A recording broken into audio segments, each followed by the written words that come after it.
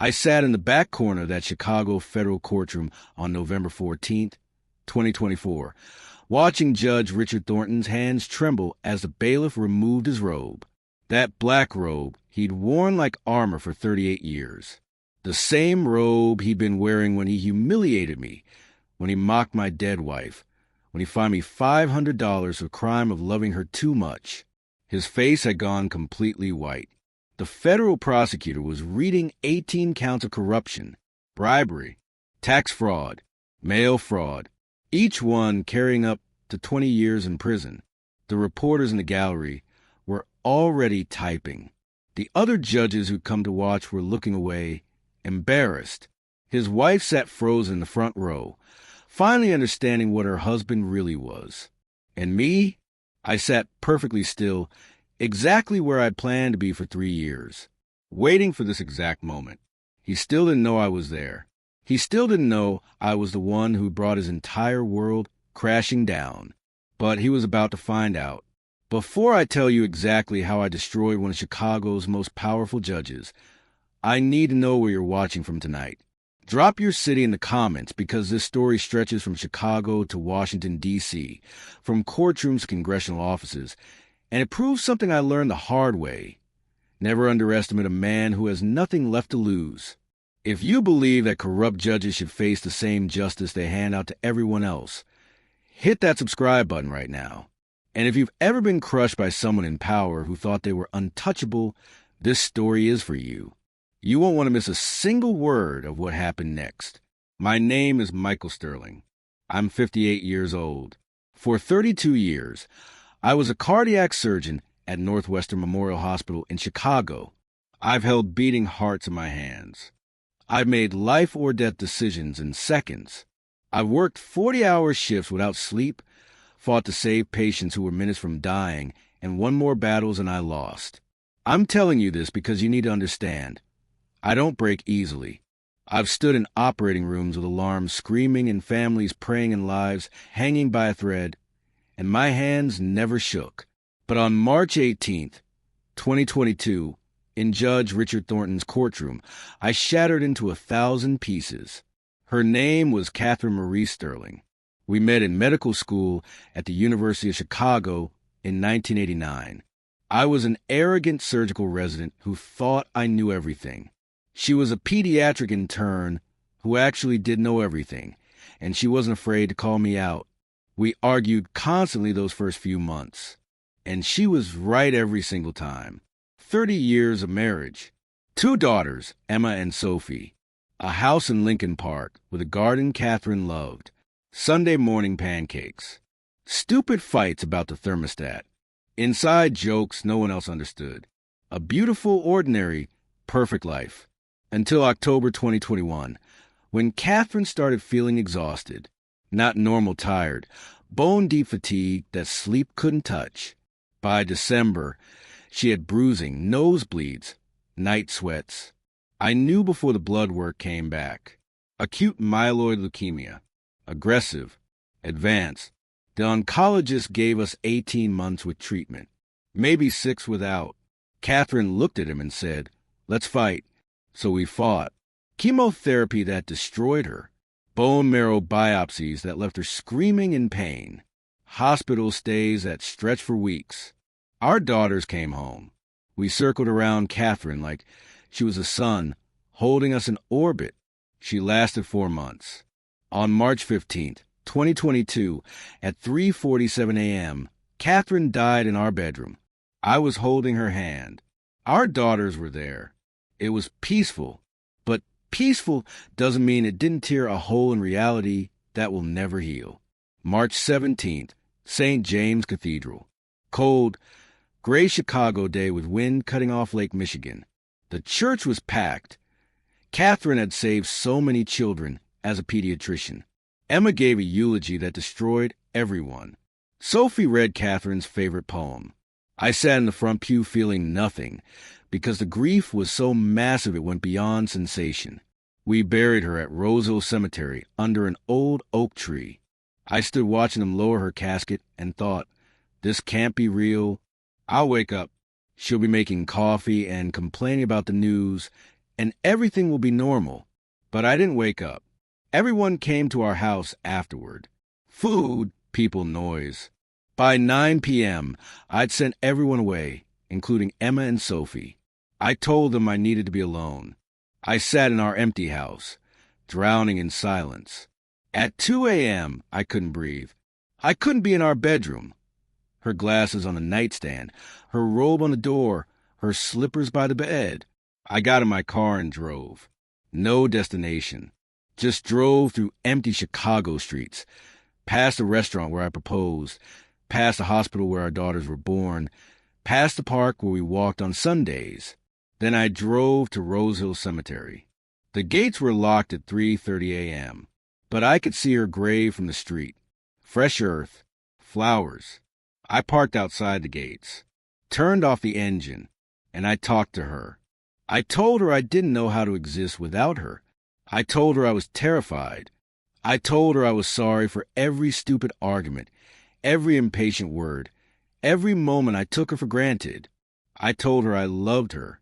I don't know how long I sat there. An hour, maybe 2. The sky started lightening. That's when I saw him, the parking enforcement officer. He was young, maybe 25. Knocked on my window. I rolled it down. "Sir, you can't park here. Restricted zone." I looked at him, still in my funeral suit, eyes swollen from crying, voice barely working. "I just buried my wife," I whispered. "Yesterday. That's her grave. I just needed to be close to her." He looked uncomfortable, glanced at the cemetery, back at me. For a moment, I thought he understood. "I'm sorry for your loss, sir, but I still have to write the ticket. Rules are rules." I watched him write it. $150.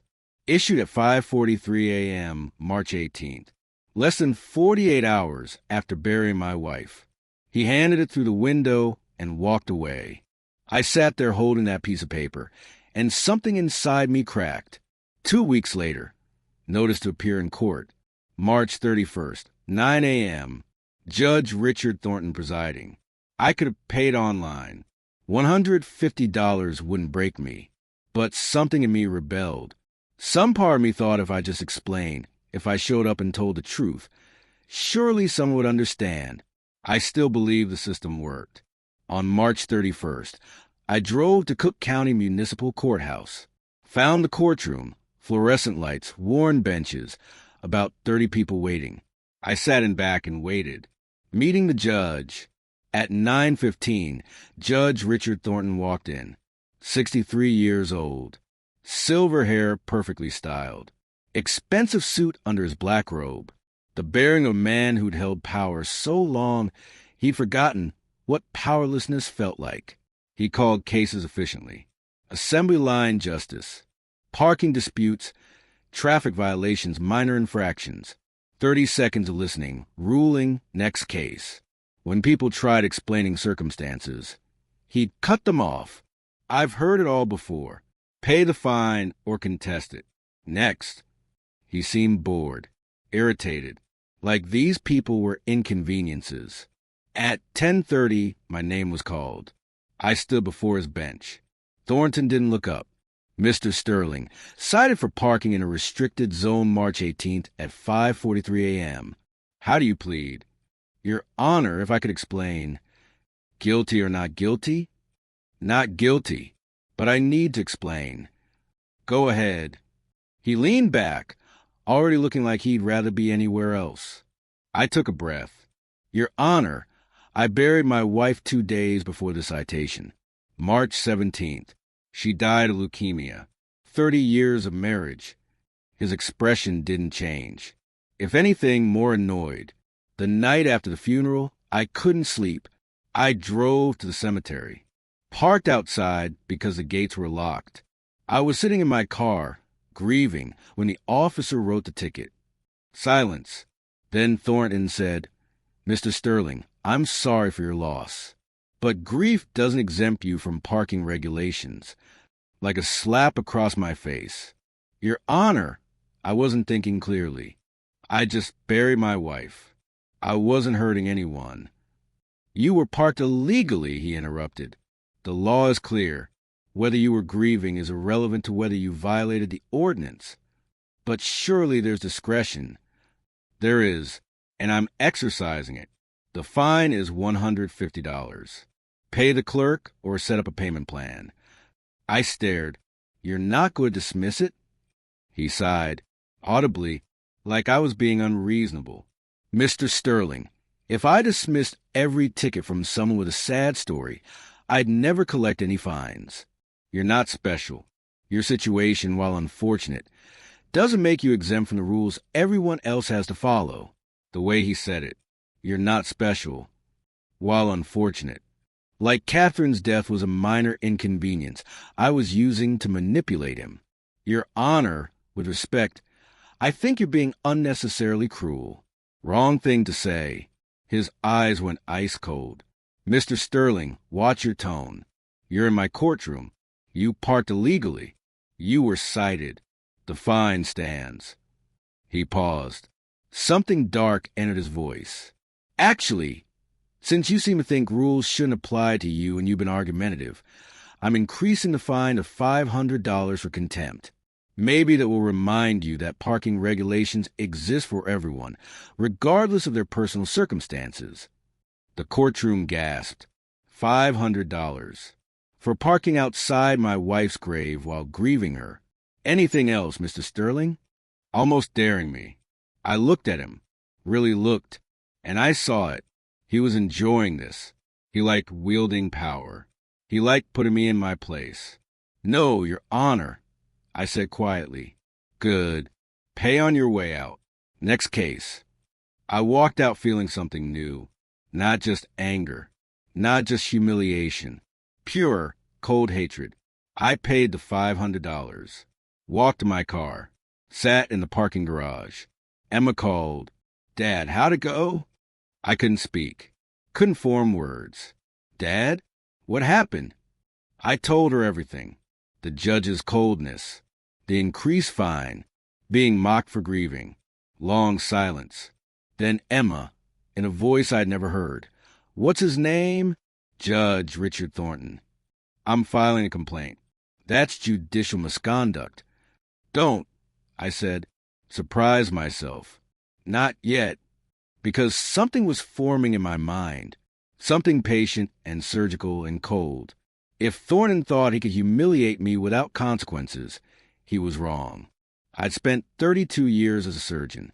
I knew patience. I knew planning. I knew precision. And I had nothing but time. That night, I opened my laptop and started. Judge Richard Thornton. Cook County Municipal Court. 38 years on the bench. The more I read, the more I understood. Thornton wasn't just any judge. He was connected. Father was a judge. Brother was a state senator. Wife from old Chicago money.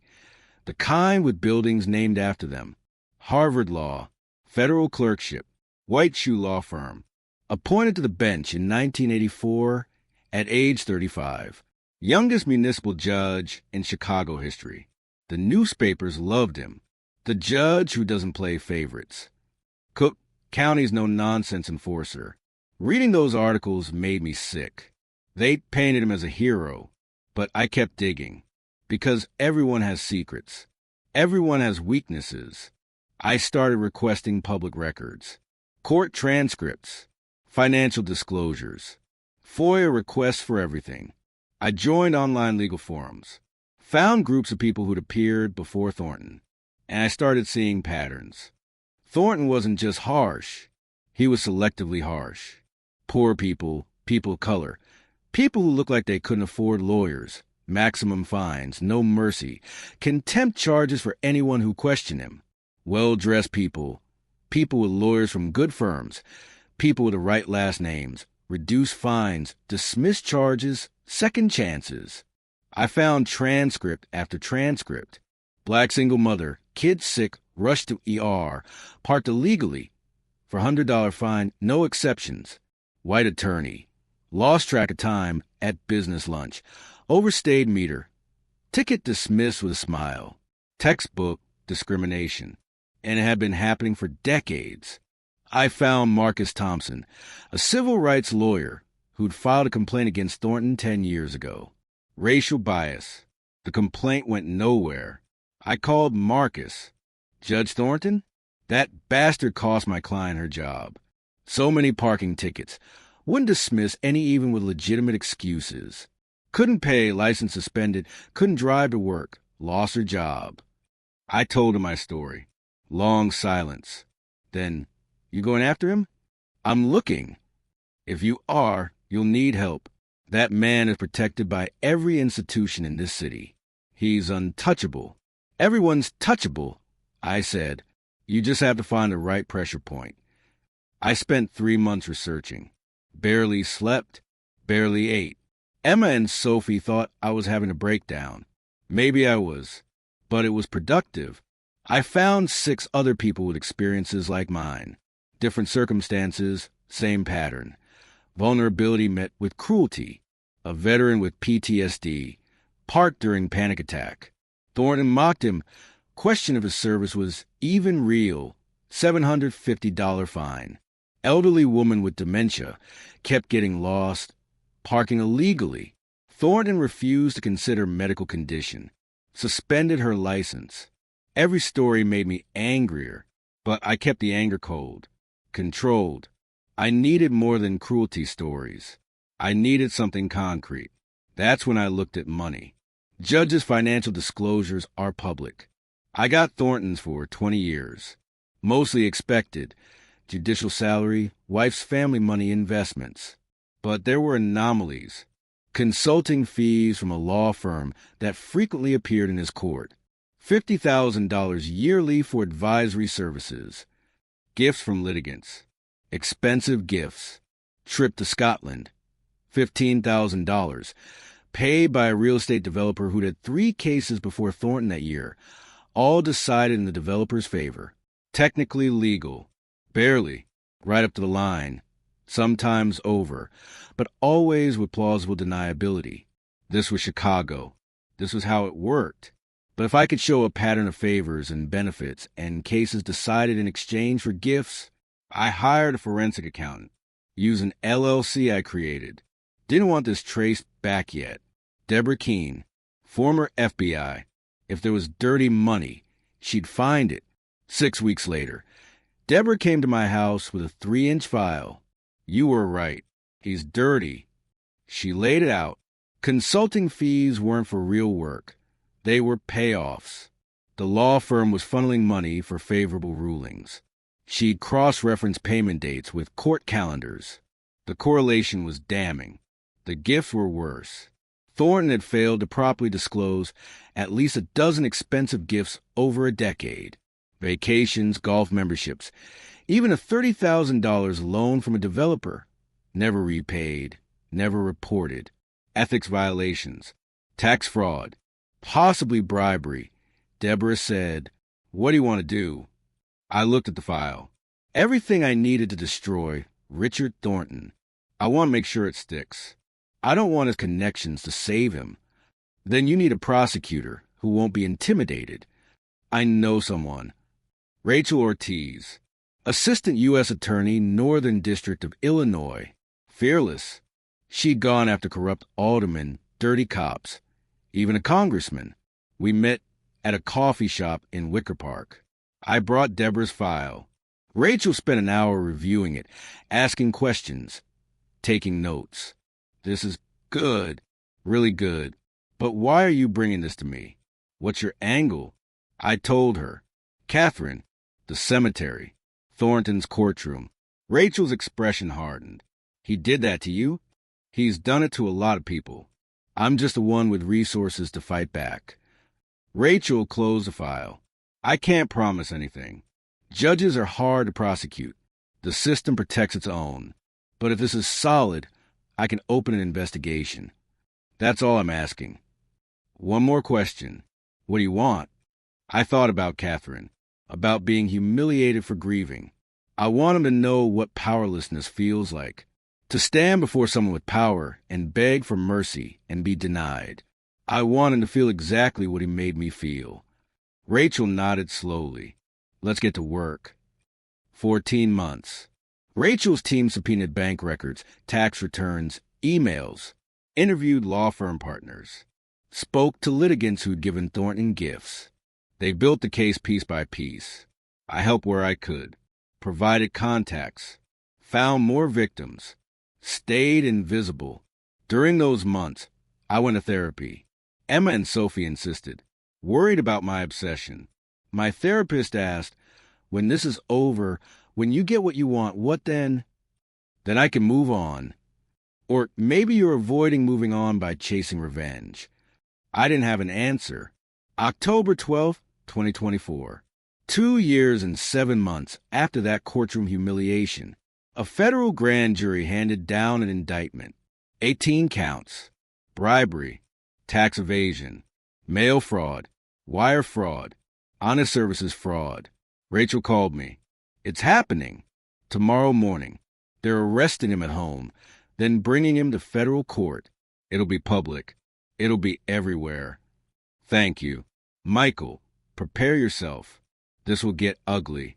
His lawyers will fight. His family will rally. The media will pick sides. Are you ready? I've been ready for 3 years. Next morning, every Chicago news station led with the same story. Federal indictment. Renowned Cook County judge arrested on corruption charges. I watched footage of federal agents leading Thornton out of his Lincoln Park mansion in handcuffs. His wife crying. His lawyer shouting about innocence. Reporters screaming questions. I felt nothing. Not satisfaction. Not joy. Just cold certainty that this was real. November 14th, 9 a.m. Federal Court, downtown Chicago. I'd planned for this day for so long. Imagined it 1,000 times. I wore my best suit, the same one from Catherine's funeral. I wanted Thornton to see me and remember. I arrived early, sat in the back gallery, the courtroom filled with reporters, other judges, prosecutors, defense attorneys. At 9:15, they brought Thornton in. He looked smaller, diminished, expensive suit, but couldn't hide the fear in his eyes. A man who'd wielded power for 38 years, suddenly realizing power has limits. His lawyer stood with him as charges were read. 18 counts, each carrying up to 20 years. Rachel stood and outlined the government's case. Consulting fees that were bribes, undisclosed gifts, favorable rulings for those who paid, tax fraud, lies. Thornton's lawyer pushed back. Client was innocent. Politically motivated prosecution. But Rachel had receipts, bank records, emails, testimony from co-conspirators who'd flipped. The federal judge set bail at $500,000. Humiliating even if Thornton could post it. As the hearing ended, as they let him out, Thornton looked around the courtroom. His eyes landed on me. I saw the exact moment he recognized me. Face going from confused to comprehending to horrified. I didn't smile, didn't nod, just looked at him. Let him see me. Let him remember. Let him put the pieces together. Let him know. His lawyer was pulling him toward the door, but Thornton kept staring, expression a mixture of shock and dawning realization. Then he was gone. Within 24 hours, my name was in the press. Grieving widower's parking ticket leads to federal corruption probe. Someone leaked my story. The parking ticket, the cemetery, the increased fine, the humiliation. Suddenly, interview requests from every outlet. CNN, MSNBC, Fox News. Emma convinced me to do one interview. Local NBC affiliate. I told my story. Catherine's death, the cemetery, the courtroom, kept it factual, unemotional, let the facts speak. The interview went viral. Other people started coming forward. People Thornton had humiliated over the years. The veteran, the elderly woman, the single mother. Stories piled up. The picture emerged. A judge who'd abused power for decades, treating vulnerable people with contempt while accepting bribes from the wealthy. Public opinion turned. Hard. 3 weeks after arrest, Thornton was stripped of judicial duties. Couldn't preside over cases. Still technically a judge, but couldn't wear the robe. Illinois State Bar opened ethics investigation. Judicial Conduct Board opened separate investigation. His house of cards collapsed. His brother, the state senator, distanced himself. I love my brother, but these are serious charges. His wife filed for divorce. One by one, everyone abandoned him. All those connections, all that power, all those years of relationships, none of it mattered now. I followed every development, saved every article, documented everything, and waited. March 2025. 3 years, almost the day since Catherine's funeral. The trial began. I attended every day. Front row. I wanted Thornton to see me. The prosecution's case was devastating. Emails showing Thornton coordinating with the law firm. Bank records showing deposits correlating with favorable rulings. The real estate developer testifying the Scotland trip was quid pro quo. Victims testified. Marcus Thompson's client, the single mother who lost her job, broke down on the stand describing Thornton's mockery. The veteran testified in uniform, described Thornton questioning his service. Then Rachel called me. I prepared for 3 years. Rachel walked me through it. March 17th to 18th, 2022. Catherine's death. The cemetery. The ticket. The court appearance. Mr. Sterling, what did Judge Thornton say when you explained you just buried your wife? He said grief didn't exempt me from parking regulations. He said my situation, while unfortunate, didn't make me exempt from rules. Did he use those exact words? You're not special? Yes. He said, you're not special. Your situation, while unfortunate, doesn't make you exempt from the rules everyone else has to follow. I saw Thornton at the defense table, looking down, wouldn't meet my eyes. What happened next? I told him I thought he was being unnecessarily cruel. He held me in contempt. Increased my fine from $150 to $500. How did that make you feel? Thornton's lawyer objected. Relevance. The judge overruled. The witness may answer. I felt humiliated, like I was being punished for loving my wife, for grieving her. I'd spent my career saving lives, and in my worst moment, I was treated like I didn't matter, like my pain was an inconvenience. Silence in the courtroom. What did you do after? I went home. I tried to move on, but I couldn't. I started researching and found I wasn't the only one. Judge Thornton had a pattern of treating vulnerable people with cruelty while giving breaks to the wealthy. I decided I had to stop. Thank you. No further questions. Cross-examination tried to paint me as bitter, vindictive, but everything I said was true and documented. The verdict. Trial lasted 6 weeks. Jury deliberated 3 days. April 18th, 2025. Guilty on all 18 counts. Courtroom erupted. Reporters ran. Thornton's face went white. His lawyer started talking appeals. Judge set sentencing for June 15th. I sat in the gallery and felt relief. It was over. He was done. June 15th, 2025. Federal Court. Packed gallery. The prosecution asked for 15 years. Defense asked for probation. Then Judge Simmons spoke. Mr. Thornton, you were entrusted with enormous power. You were supposed to dispense justice fairly. Instead, you sold that power. You treated vulnerable people with contempt while showing favor to those who benefited you financially. The evidence shows a pattern spanning decades. You violated public trust. You violated your oath. You betrayed everything the judiciary represents. Most disturbing is your treatment of people in distress. A grieving widower, a veteran with PTSD, an elderly woman with dementia, a single mother struggling to survive. They sought justice or mercy, and you showed neither. You showed cruelty. That tells me everything about your character. 12 years in federal prison, forfeiture of assets, permanent disbarment, restitution to victims. 12 years. At 66, Thornton would be 78 when released if he lived that long. They took him into custody immediately. No bail pending appeal. As they let him out in handcuffs, he looked at me one more time. I held his gaze and allowed myself the smallest smile, not because I was happy, but because it was finally over. That was 6 months ago. November 2025 now. Thornton's appeal was denied. He's in federal prison in Terre Haute, Indiana. 10 years minimum before parole eligibility. His wife took him to the cleaners in divorce.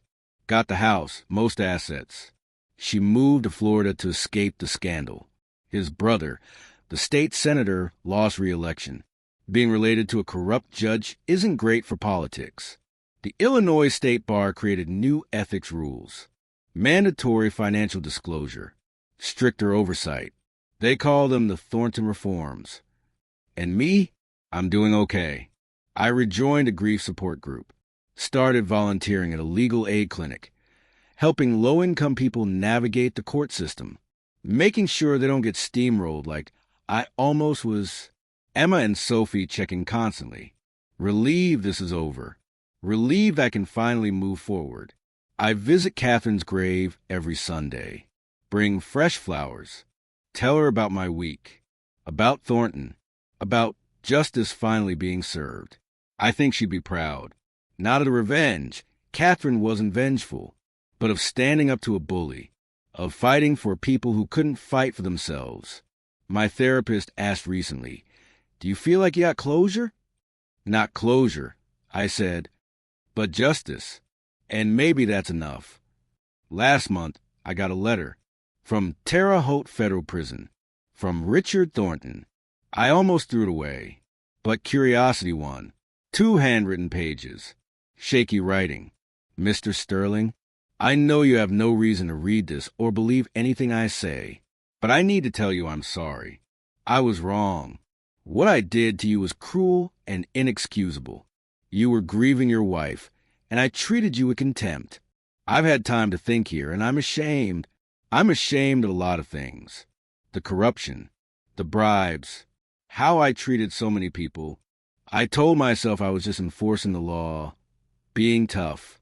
But the truth is I was on a power trip. I enjoyed making people feel small. You took everything from me.